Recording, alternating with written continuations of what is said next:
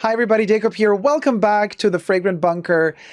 I often receive comments and messages from a lot of my viewers saying, Dacob, what can I do to prolong the lifespan of the perfume on my skin? I think they reformulated my most loved, beloved perfume because all of a sudden I bought a new bottle and I'm wearing it every day and I can't smell it on me anymore. 10 minutes after I put it on, it's gone. Well, what we're going to talk about today is losing sensibility or sensitivity to fragrances. A lot of people think that it's the quality of the perfume that is bad. Is it though? Or is there something else to actually losing the sensitivity to smell the perfume on ourselves? Well, that's what we're going to talk about today. So subscribe to my channel if you haven't already. You can also follow me on Patreon, superdacob, for extra perks. Thank you to all my patrons who already pledged, and also to all my YouTube members on my main channel. I am actually filming this video an exclusive first for my YouTube members and patrons who get to see it first, and then we're publishing it later to everybody else. So hi to all my live co-chatters in the sidebar. Listen, let's talk about this, because I do get often these messages like, what can I do to prolong the smell of my perfume? And I can tell you this, guys. Now, I know perfumes are not the cheapest thing out there, and I know that a lot of people don't spend a lot of money on, buying perfumes. A lot of people are on the hunt for their signature scent, and they find a perfume that they love, and then they stick to that. And then they wear it every day, either to work or to school or at home. And after wearing it a couple of weeks or a couple of months, they start to realize, oh, why can't I smell the perfume anymore? Well, you are becoming anosmic to it. Becoming anosmic to something means that you have lost the sensitivity to the fragrance. But when you are wearing a fragrance for a long time, something happens in your body. Basically, see it this way. Your body is a temple, as they say. And when you're a kid and for the first time ever, you are allowed to eat spinach or, other foods that are a little bit bitter, your body is not going to like it. Your body is going to immediately trigger the alarm and say, oh, this is bitter, not good, could be poison, be very careful. So the body goes into that no mode. And then slowly you get used to it and your body realizes, well, hold on, okay, this is not poisonous for me. Like, I can actually digest spinach. Spinach is not going to harm me. Well, unless you're not allergic to it, that's a whole other story, obviously. But then your body gets used to it. Then you get a little bit older, and for the first time ever, you are allowed to drink coffee. Very bitter taste. But then your taste buds get used to it, and they realize, okay, well, drinking coffee is not going to kill you the same day you drank it. Although coffee, there's diverse opinions on coffee, whether it's healthy or not healthy. We're not going to go into that because this video is about something else right now. What I'm saying is your taste buds get used to things. Now, with perfumes, what happens with our body is our body kind of rejects it at the beginning, even though you might like how a perfume smells. So let's say for the first time ever, you have smelled, here's an example, Chanel's Cuir de Russie. Rose accord, aldehydes accord, hay, suede, like leathery accord. And I mean, it's a perfume that has a character. And you love it. You love the character. You love the strength of it. You buy it. You wear it the first day and you smell it all day. Like, oh my God, this is amazing. This is amazing. The next day you wear it again. You smell it again. The third, fourth, fifth, after a week or after a month of wearing it, you're like, wait, hold on. It's like an addiction with a drug. Like, you start dosing yourself more and more and more, but it smells less and less and less. And then it comes to a point where you're like, well, I keep spraying it, but I can't smell it anymore. Well, that's because at the beginning, when your body first smelled Cuir de Russie, it was a brand new smell to your body. And the body sounds the alarm. And all of your senses are aware of the perfume, right?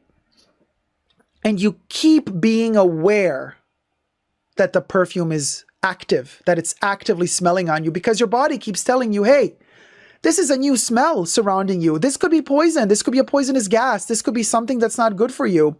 So your body's literally alarming you constantly that there's this new presence in your vicinity that is a perfume. But then your body also learns.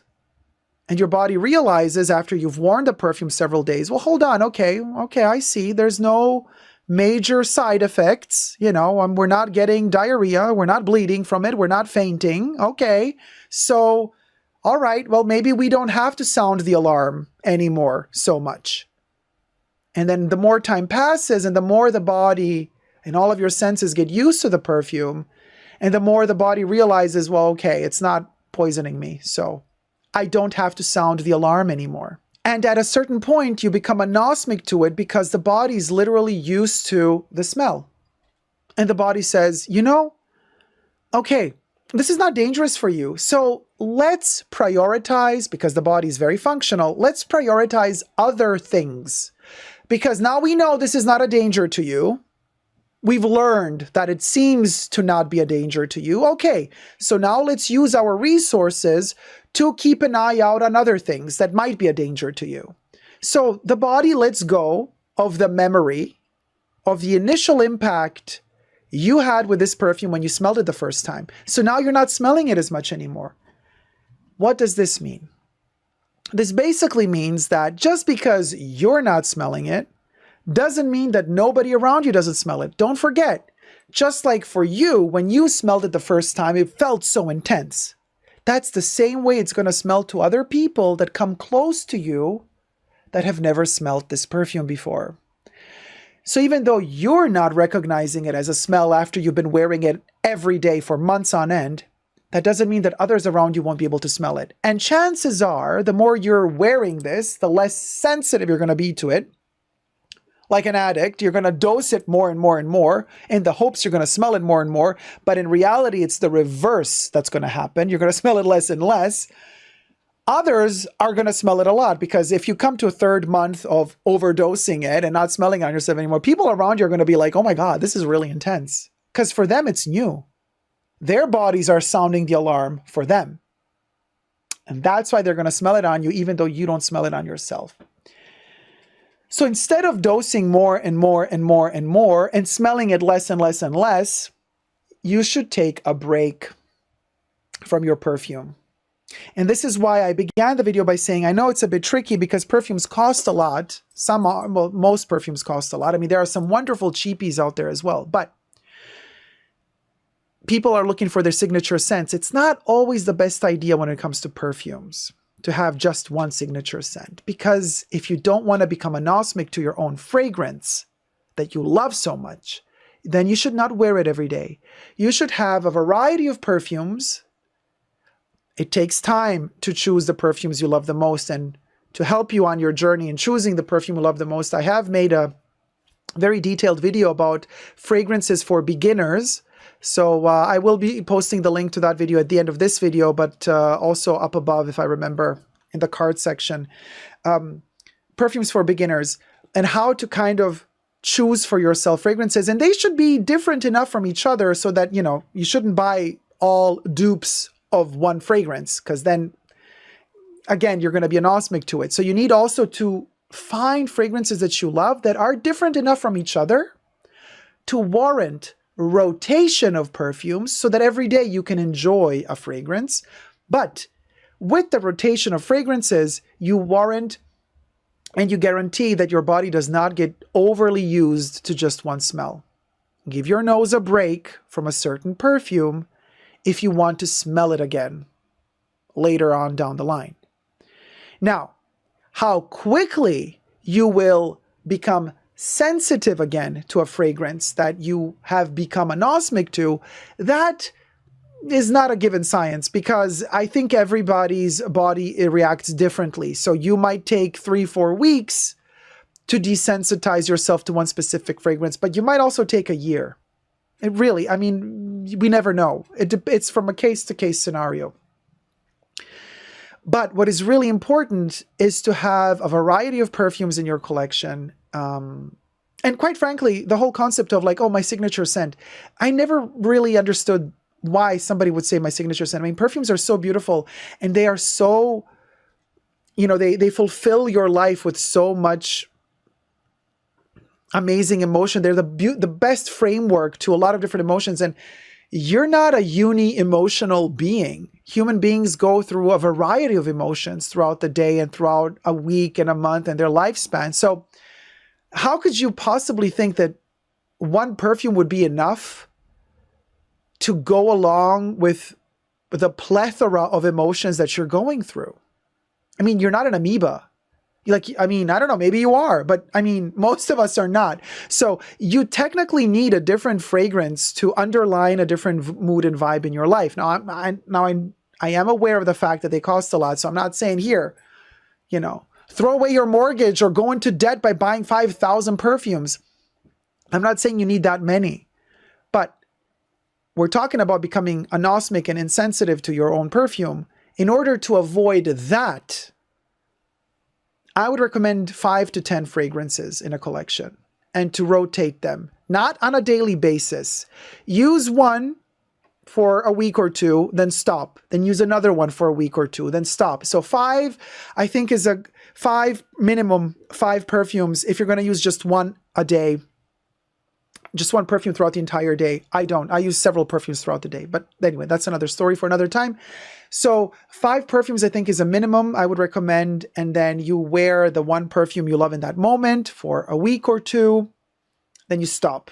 Then you take your second perfume. Use that for a week or two. And then by the time you've done the 5 perfumes, you go back to the first one again and you're going to smell it again. Now, obviously, the more perfumes you have, the better.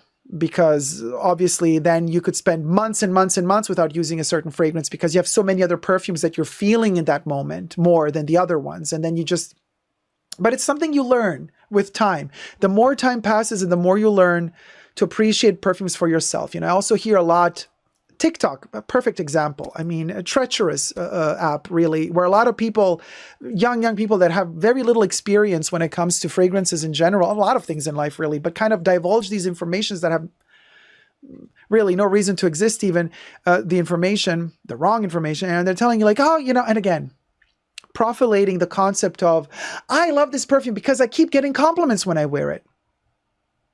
First, huge mistake to think that you're wearing a perfume for others. No. Brand marketing is going to keep telling you, you want to go on a date and attract a person, wear this perfume because sex sells, honey boo boo cha. But just because sex sells doesn't mean that it is utilized in the correct way when it comes to perfumes. Fragrances are objects meant for you.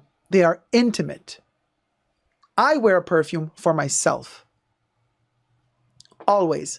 In fact, most of the perfumes that I wear and I enjoy them at home, alone. I spray a perfume for me, not when I'm going out. Yes, of course, I also wear perfume when I go out, but I wear perfume all the time. I wake up, the first thing I do in the morning is I sniff at least from a bottle, a couple of perfumes, and I feel them. Oh, what do I feel like today? Then I'm going to wear something. And even if I'm going to spend the whole day at work, at home office or whatever, filming my videos, right, like right now, I'm wearing perfumes for myself. And when you deprogram yourself from what brand marketing wants you to believe, oh, you're wearing perfumes for others. No. Once you have learned to wear them for yourself, then you're going to finally be able to understand how deep you can go with your emotions connected to certain perfumes. You're going to realize, so this perfume really goes well with my mood right now, while that other perfume, like for example, this one, Sans Mythique, really goes well with another completely different mood. And you can only actually get to experiment and experience and experiment with this at home. Ain't nobody got time for that when you're out on the street, rushing from appointment to appointment, going to work, to school, whatever. You don't have the time to kind of, hold on, world, stop. Let me just spray this a second while I, this here. No. But when you're at home alone and you have the time to kind of experiment and experience these fragrances in peace with yourself, they're going to open doors to a lot of parts of yourself, because perfumes are keys. That's all they are. They are keys that unlock doors inside of you. They don't unlock doors inside of a person you want to go to bed with. They can push their buttons, but they don't unlock the doors. They might unlock doors for them, but then they're going to wear them. Perfumes unlock doors inside of you. When a certain door has been unlocked and opened, and you abuse that perfume too much, and you keep using it, overusing it, that door, it's going to always open, shut, close, open, close, open. You're going to break that door open, and it's just going to stay open. And once that door is open, you won't sense it anymore. It's not going to be special anymore. So stop using the perfume. Rebuild that door. Give it time. And then when you find your way back to the fragrance that you loved so much, you will then find that key again, and that key will unlock the door again, and it's going to be magical all over again. But you gotta give it time. Let it rest, and then rediscover it. That's my tip. That's what I would recommend you to do. That's kind of all there is to it, really. That's the magic. Now, I'm not going into medical conditions that some people have, that have medical anosmic situations where they don't smell anything. And I mean, I'm not talking about those extremes. I'm talking about people who can't smell stuff, but when they over abuse a certain smell, they stop smelling it. Having said all that, yes, there are also perfumes that are light from the get-go. Some perfumes are made to be light from the get-go. Some perfumes are made to be reapplied throughout the day. There's a whole kind of tradition of taking a bottle of perfume with you on the go and reapplying it. I love reapplying fragrance throughout the day. So I'm the type of person who does not expect a fragrance to last me 24 hours. I don't care for that. But I do have perfumes that last 48 hours. I also have perfumes that last 10 minutes. I love both equally. Coco Chanel used to say, perfume underline, and I'm paraphrasing here only, underscores and underlines your character. It gives you presence, trustworthiness. It almost allows you to be in society. It legitimizes your presence. And Coco would say, and that perfume needn't be something aggressive. It can be just a drop of something, just a little nothing, just a hint of nothing is also enough to give you that character. And even if it's something that you just have on your napkin, on your towel, on whatever, and you just smell it for yourself on your tissue, that already creates an allure and an aura around you. And Coco Chanel would say, it doesn't matter how delicately scented and fragrant that perfume is, it's yours and you know that it's there. Because it's an intimate gesture between you and yourself. It elevates you with yourself, and then automatically in the eye of the other beholders, you are more elevated too. Thank you guys so much for watching. Let me know your thoughts in the comment section down below. Any other reasons as to which you might be anosmic? Let me know. I would love to learn more together with you guys. Until next time, thumb up this video if you liked it and subscribe to my channel. Bye. Mwah.